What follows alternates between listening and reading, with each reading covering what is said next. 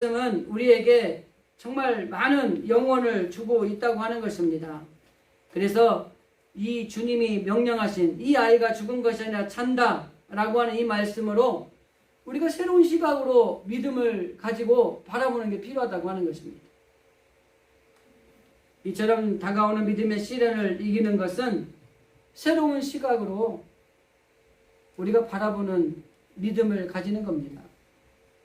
그럴 때에 우리가 지금에 있는 것이 하나님의 계획 안에서 놀라운 축복으로 바뀔 것이라는 것을 발견하게 되는 지름길이라고 하는 것입니다.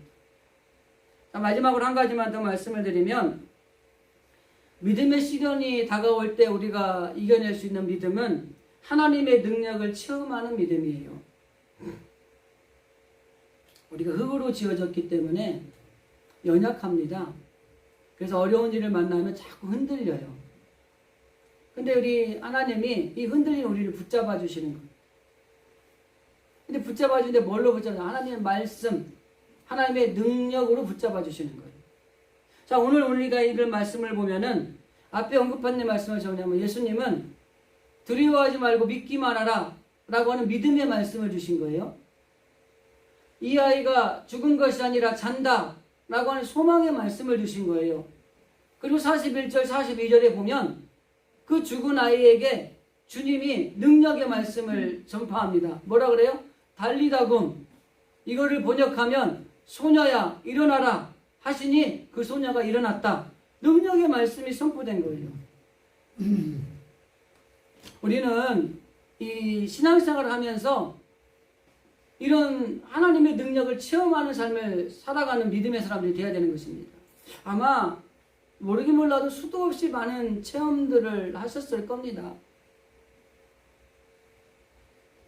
그래서 오늘 야일의 딸이 죽었지만은 주님이 그 사람들이 비웃었어요. 주님이 잔다, 죽은 게 아니다 라고 하니까 사람들이 비웃었어요. 분명히 죽었는데 이제 무슨 소리야? 그때 주님이 뭐라고 말했어요? 달리다굼 소녀야 일어나라 하시니 그 소녀가 일어났다. 능력의 말씀이 선포되고 능력의 이 하나님의 능력이 나타나는 믿음의 삶을 살아가는 것이 우리 가운데 필요하다고 하는 것입니다. 하나님은 믿는 자에게 능력을 주시는 분이세요. 그렇기 때문에 주님의 능력은 어제나 오늘이나 영원토록 동일한 겁니다. 홍해를 갈라지게 한 거나 요단강이 갈라지게 한 거나 여리고성이 무너지게 한 것, 이게 다 주님의 놀라운 능력으로, 믿음의 능력으로 나타난 것들이라고 하는 것입니다. 그래서 오늘 이 시대를 살아가는 저와 여러분은 이 하나님의 능력을 바라보는 믿음을 가지고 살아가셔야 돼요. 이 하나님의 능력이 우리 안에서 체험되는 것들을 느끼면서 살아가셔야 된다고 하는 것입니다. 하나님의 능력이 나에게 엄청나게 많은 것들을 나타나고 있구나라는 걸 우리가 간증하며 살아가는 것들이 우리 가운데 일어나야 된다고 하는 것이에요. 아마 간증하라 그러면 간증을 수도 없이 할 수 있는 일들이 우리 가운데 얼마나 많은지 모를 겁니다. 하나님의 말씀이 능력입니다. 달리다굼 소녀야 일어나라. 이 말씀에 즉각 소녀가 일어난 것처럼 우리는 이 권능의 말씀을 믿음으로 말미암아 우리는 그 능력을 힘입어서 살아가는 하나님의 자녀들이 되어야 된다고 하는 것이에요. 그 두려워하지 마셔야 돼요. 주님이 사랑하는 백성들에게 광야의 시련은 분명히 있어요. 뜨거운 햇빛도 있고요, 가뭄도 있고요, 어려운 문제도 있고 시련도 있습니다.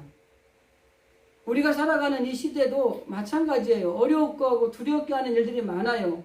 여러분 한 2년 넘게 코로나 때문에 얼마나 두려움에 떨며 살았습니까?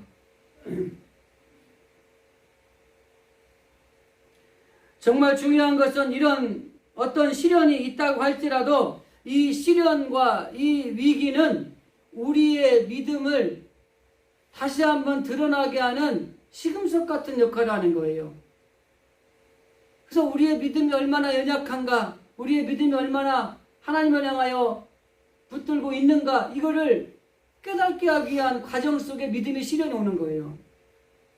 그래서 그 시련을 통해서 내 믿음이 너무 연약하다는 걸 깨달으면 우리는 다시 한번 점검하고 우리의 믿음을 강한 믿음으로, 담대한 믿음으로 성장시켜 나가야 된다고 하는 것입니다. 그래서 주님이 가시던 길을 멈춘다 그래서 여러분 갑자기 놀라지 마세요. 주님이 잠깐 멈춘 것이지 우리를 떠난 게 아니에요. 주님이 가다가 멈추시거든 우리도 잠깐 쉬면 돼요. 주님이 멈추는 게 위기가 아니라 주님이 우리를 떠나는 게 위기인데, 주님은 언제든지 우리와 함께 하신다고 약속하셨기 때문에 우리를 떠나지 않으세요. 모르죠. 내가 떠날 수는 있어요, 주님은. 그러나 주님은 먼저 떠나지 않으세요. 길을 멈춘 게 뭐 큰일입니까? 자동차 가다가 멈추면 고장난 게 아니잖아요. 멈췄다 가잖아요. 고장난 게 문제예요. 그런데 주님이 길을 멈췄다고 해서 막 당황하고 모든 게 끝난 것처럼 우리의 믿음의 위기가 왔다고 믿음을 쳐버리거나 모든 걸 포기하거나 절망에 빠져서는 안 된다고 하는 것입니다. 주님이 멈추면 잠깐 같이 멈추어서 주님이 무엇인가 계획이 있으시겠지. 주님이 나한테 가르치고자 하는 교훈이 있겠지. 주님이 내게 주시고자 하는 놀라운 축복이 예비되어 있겠지. 그리고 같이 기다리면 되는 거예요. 두려워하지 말고 믿기만 하라는 믿음의 말씀을 붙잡으시기를 바랍니다. 죽은 것이 아니라 잔다라고 하는 소망의 말씀도 여러분들 꼭 마음에 붙드시기를 바랍니다. 그리고 달리다금 소녀야 일어나라 하시는 이 능력의 말씀이 우리 가운데 늘 체험되기를 원합니다. 이렇게 살아갈 때 여러분들이 두려워하지 않고 새로운 시각으로 우리의 믿음을 바라볼 수 있고, 더 나아가서 어떠한 경우에도 하나님이 권능이 여러분들의 삶 가운데 나타나서 여러분들이 담대하게 이 세상을 이기는 하나님의 자녀들이 될 수 있을 줄로 믿습니다. 바로 이런 믿음의 사람이 우리 진실의 성도들이 되어줄 수 있기를 주님의 이름으로 간절히 기도드립니다. 기도하겠습니다.